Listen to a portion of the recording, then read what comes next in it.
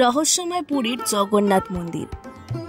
আমাদের দেশে অর্থাৎ ভারতে চারটি দিকে যে চারটি প্রধান তীর্থক্ষেত্র রয়েছে তাদেরকে একত্রে বলা হয় চার ধাম। এই চারটি ধামের মধ্যে অন্যতম একটি ধাম হলো উড়িষ্যার পুরীতে অবস্থিত জগন্নাথ মন্দির। এই জগন্নাথ মন্দিরকে মর্ত্যলোকের বৈকুণ্ঠ বলা হয়। ভগবান শ্রীকৃষ্ণ জগন্নাথ রূপে নিজের বড় ভাই বলরাম এবং বোন সুভদ্রার সঙ্গে এই মন্দিরে বিরাজ করেন।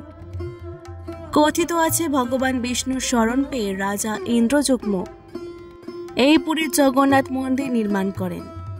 বলা হয়ে থাকে বাবা বিশ্বকর্মা ছদ্মবেশে পুরীর জগন্নাথ মন্দিরের ভেতরে মূর্তি প্রতিষ্ঠা করেন।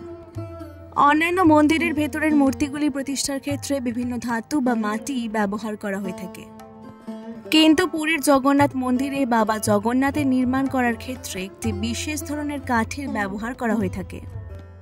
জগন্নাথ দেবের এই মূর্তি নির্মাণের জন্য যে কাঠ ব্যবহার করা হয়ে থাকে তা হলো নিমের কাঠ।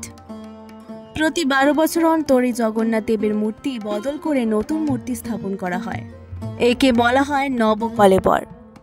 তবে এক্ষেত্রে যে নিম কাঠ ব্যবহার করা হয় তা কিন্তু যেমন তেমন নিম কাঠ নয়। জগন্নাথ দেবের মূর্তি নির্বাচনের ক্ষেত্রে এই নিমের যে কাঠটি ব্যবহার করা হয় সেক্ষেত্রে এই নিম গাছটি 4 শাখা বিশিষ্ট হতে হয়। নিম গাছের নিচে পিঁপড়ের ঘর কিংবা সাপের গর্ত থাকতে হবে। গাছটিকে শ্মশানের 3 মাথার মোড়ে হতে হবে। যদি কোনো কারণে এরকম নিম গাছ পাওয়া না যায় তাহলে তার পরিবর্তে 3 দিকে পাহাড় বিশিষ্ট বেল গাছের সমন্বয়ে অবস্থিত এই ধরনের নিম গাছের কাঠ জগন্নাথ দেবের মূর্তি নির্মাণের জন্য ব্যবহার করা যাবে। আরও একটি অলৌকিক রহস্যজনক বিষয় হলো পুরনো যে মূর্তি থাকে মন্দিরে সেই মূর্তিটিকে কখনোই বিসর্জন দেওয়া হয় না। পুরনো মূর্তিটিকে নতুন প্রতিষ্ঠিত মূর্তির নিচে মাটিতে চাপা দিয়ে রাখা হয় এবং পরে তা মাটির সঙ্গে মিশে যায়। পুরীর এই জগন্নাথ মন্দিরের সব থেকে অলৌকিক বিষয় হলো মন্দিরের গর্ভমুখ, যেখানে মূল্যবান জিনিসপত্র অলংকার ও বিভিন্ন ধনরত্ন সংরক্ষিত রাখা আছে, কিন্তু এগুলি দেখাশোনার জন্য ওইখানে কোনো লোকজন রাখা নেই। বরং সে গর্ভমুখের দুয়ার সংলগ্ন এলাকায় রয়েছে বেশ কিছু বিষধর সাপ এবং তার সাথে কিছু ঐশ্বরিক আত্মা ওই ধনরত্নগুলিকে বছরের পর বছর ধরে রক্ষা করে যাচ্ছে, যে কারণে মন্দিরের গর্ভমুখের ভিতরের দরজা খুলে কেউ কোনোদিন প্রবেশ করতে পারেনি আজ অবধি। অপরদিকে মন্দিরের উপরের অংশ রত্নমূর। এই অংশটিতে রয়েছে একটি ঐশ্বরিক চুম্বকীয় শক্তি, যা মন্দিরকে কোনো প্রবল ঝড়, দমকা হাওয়া প্রভৃতি জিনিসগুলি দেখা দিলে মন্দিরকে স্থির রাখে, বিভিন্ন প্রাকৃতিক বিপর্যয় ধ্বংস হওয়ার হাত থেকে রক্ষা করে, যে কারণে উড়িষ্যার পুরীর উপকূল সংলগ্ন এলাকায় বিভিন্ন বিধ্বংসী ঝড় আসলেও পুরী জগন্নাথ দেবের মন্দিরের কোনো ক্ষতি করতে পারেনি। মন্দিরের এই রত্নমূর অংশে রয়েছে অষ্টধাতু দ্বারা নির্মিত সুদর্শন চক্র। এই চক্রটি মূলত 20 ফুট উঁচু এবং এর ওজন প্রায় 1 টন। মন্দিরের একদম চূড়ায় এটি অবস্থিত। এটির একটি অন্যতম গুরুত্বপূর্ণ বিষয় হলো পুরী শহরের যে কোনো স্থান থেকে আপনি এই মন্দিরের চূড়ায় অবস্থিত সুদর্শন চক্রটি ও রত্নমূর দেখতে পাবেন। এবং আরেকটি গুরুত্বপূর্ণ বিষয় হলো এটির মুখ সদা সর্বদা আপনি যে স্থান থেকেই দেখবেন না কেন পুরী শহরের আপনার দিকেই মুখটি থাকবে। মন্দিরের চূড়ায় স্থাপিত এই চক্রটি স্থাপনের পিছনে যে তৈরির কৌশল রয়েছে বা ইঞ্জিনিয়ারিং পদ্ধতি রয়েছে সেই বিষয়টি আজও বিজ্ঞানের কাছে জেনে ওঠা সম্ভব হয়নি। আপনি আরও জানলে অবাক হবেন, এই মন্দিরের উপর দিয়ে ওড়ে না কোনো পাখি এবং যায় না কোনো বিমান, কিন্তু ভারতে অবস্থিত অন্যান্য মন্দিরের ক্ষেত্রে এই বৈশিষ্ট্য একেবারেই দেখা যায় না তা বললেই চলে।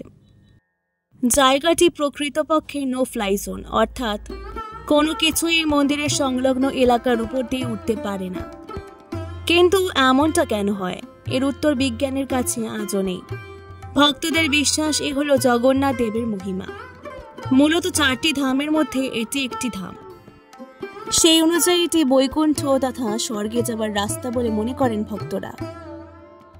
আর একটি তাৎপর্যপূর্ণ বিষয় হলো এই সুবিশাল মন্দিরের ছায়া কোনোদিন মাটিতে পড়ে না, অথচ এই মন্দিরের উচ্চতা 214 ফুট। মন্দির চত্বরের সীমানা 4 লক্ষ বর্গ ফুট। কিন্তু ভাববার বিষয়, এত বড় মন্দির হওয়া সত্ত্বেও এই মন্দিরের ছায়া আজ পর্যন্ত কেউ দেখতে পায়নি।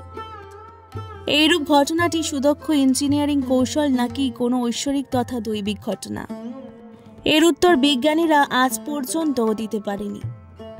আরও একটি রহস্যজনক বিষয় হলো, এই মন্দিরে 4টি দুয়ার রয়েছে। প্রথম দুয়ার অর্থাৎ সিংহ দুয়ার দিয়ে যখন আপনি মন্দিরের ভিতরে প্রবেশ করবেন, তখন প্রবেশের সময় আপনি পুরী সমুদ্রের ঢেউয়ের আওয়াজ কানে শুনতে পাবেন। কিন্তু মন্দিরে ঢোকার পর সেই আওয়াজ পুরোপুরি বন্ধ হয়ে যাবে। আপনি যখন পিছন ফিরে ওই একই দরজা দিয়ে বেরিয়ে আসতে থাকবেন, তখনও ঢেউয়ের আওয়াজ পাবেন না। অথচ আপনি ওই দরজা দিয়ে যাওয়ার সময় ঢেউয়ের আওয়াজ পেয়েছিলেন। এই অলৌকিক রহস্যের উত্তর বিজ্ঞানের কাছে নেই। ভক্তরা মনে করেন সুভদ্রা চেয়েছিলেন মন্দিরের ভিতরে যেন শান্তি বিরাজ করে, সেই কারণেই মন্দিরের ভিতরে কোনরূপ শব্দ শোনা যায় না এবং শান্তি বিরাজ থাকে।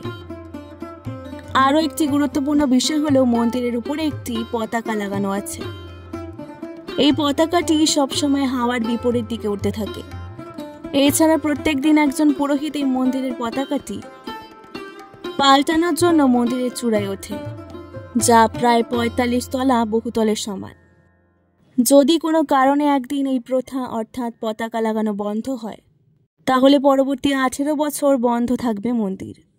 আজকের এই ভিডিওটি ভালো লাগলে অবশ্যই পুরাণ গল্পকথাকে সাবস্ক্রাইব করে দেবেন। অনেক অনেক ধন্যবাদ।